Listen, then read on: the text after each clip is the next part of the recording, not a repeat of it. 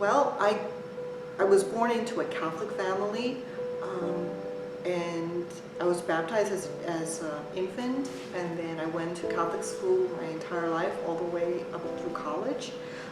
Even though I grew up in a Catholic home, it really wasn't very Catholic. It was more Catholic in name only.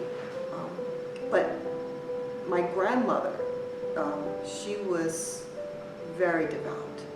And I always loved spending time with her because she taught me so much, and her faith was a true living faith. It wasn't a faith that was, just reading things or just praying. It was really a real joyful faith. And I remember being at her house in the morning one day, and I spent the night, and she put breakfast on the table, and I'm just getting ready to start eating, and she said, "No, wait." I said, "What are we waiting for?" She said, "I have to pray." I said, "Okay." So I'm thinking, okay, pray a couple of minutes, and then she takes out the stack of holy cards, and I said, "Grandma, what is that?" And she said, "Well, every time I attend a funeral, I always take the card of the person to remember them, and I pray for them." I said, "You mean that this is a stack of people you went to their funerals?" She said, "Yeah. And I pray for them every morning before I eat my breakfast."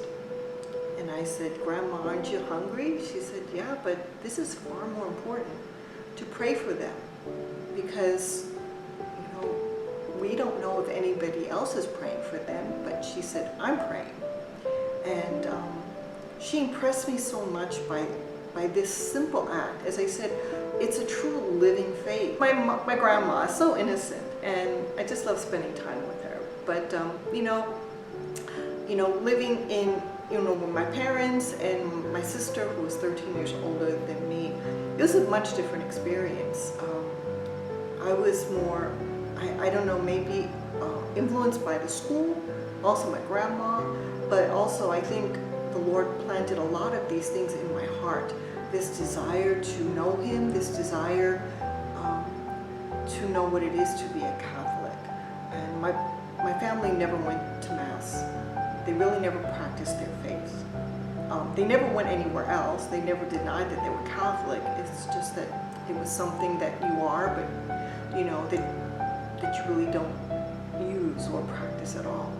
And but I remember every Sunday crying because I wanted to go to church, and nobody was going to take me.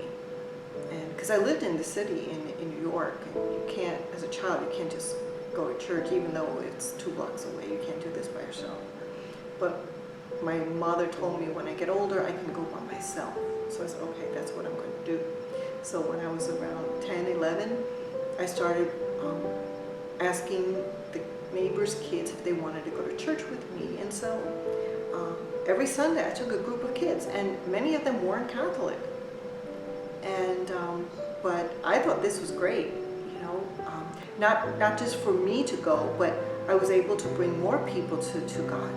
And I remember my mother telling me, "Oh, you better be careful. Their family's not going to like it or something." I said, "Look, I'm here to please God, not other people."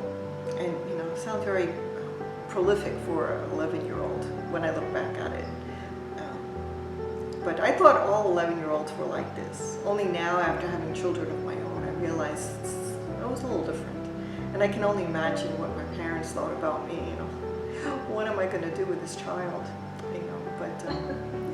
But it's always been this way in my life.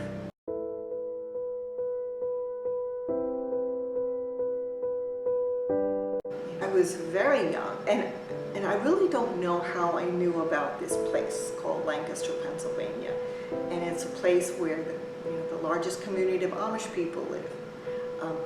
Actually, I've always been intrigued by other languages, other cultures. That's why I learned Chinese. That's the gift that God gave me. And I remember my sister, who was so much older than me. I was 12 years old, and she was going to celebrate her first wedding anniversary.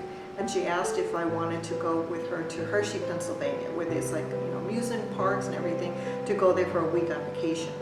And I looked it up, and I said, oh, it's very close to Lancaster. I said, okay, I'll go on one condition, that you take me to see Amish people. And she said, okay. So I remember every day, oh, we're gonna go see Amish people today? She said, oh, don't you want to go on the rides? I said, no, I want to go see Amish people. So after a week, nothing happened. And I remember her saying, oh, see that guy over there? He's Amish. I said, no, you can't kid me. The guy's not Amish.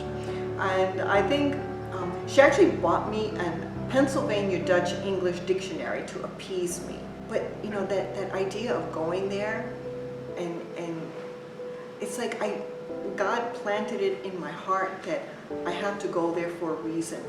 And so I think it was about 1995, my children were little. My youngest was only 3 years old, and we had just gotten a new car. And my husband asked, we should go on like a family vacation a few days. It was Labor Day weekend, and actually it was our wedding anniversary. And so I said, okay. He said, where do you want to go? I said, oh, I want to go to Lancaster. He said, what's in Lancaster? I said, Amish people.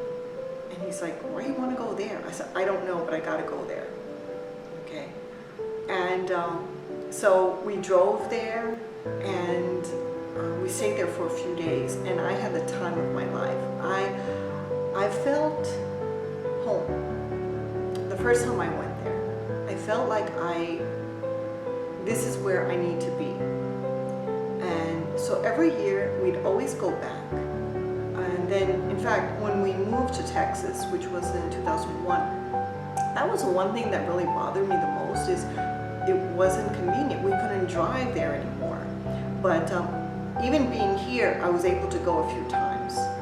But that draw was always there. And the thing that I was afraid of the most was if I spend too much time there, the newness would rub off and it would be gone, and I wouldn't really like it as much.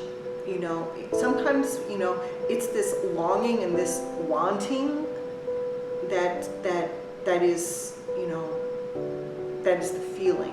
But once you are there, or if you live there for any amount of time, it's like it becomes like ordinary.